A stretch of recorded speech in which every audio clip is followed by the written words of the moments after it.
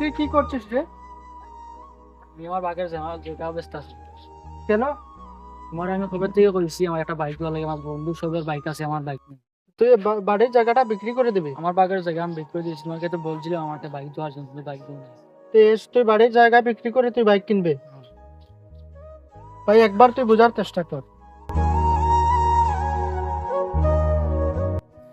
ওই মিয়া হের বাগর দেখলাম তো তোমারও তো হইল। আরে ভাই তুমি আমাদের দুই ভাইয়ের মধ্যে তুমি বাধা হয়ে দাঁড়িয়ে না তো, তুমি সরো। বাইরে জায়গাটা বিক্রি করিস না, আমি দুইটা গরু কিনছিলাম, এটা বেশি তোরা কালকে বাইক কিনে দিব। হ্যাঁ কালকে আমার বাইক লাগবে সকালে। ঠিক আছে।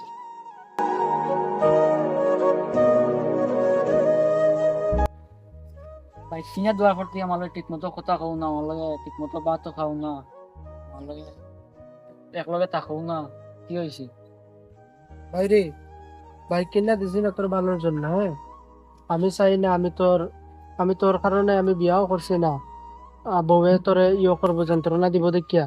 আর তোর বাইক কিনা দিছি না, আমি চাই না তোর মরা লাশ আমার কান্দে লইতে আমি চাই না, বুঝছো?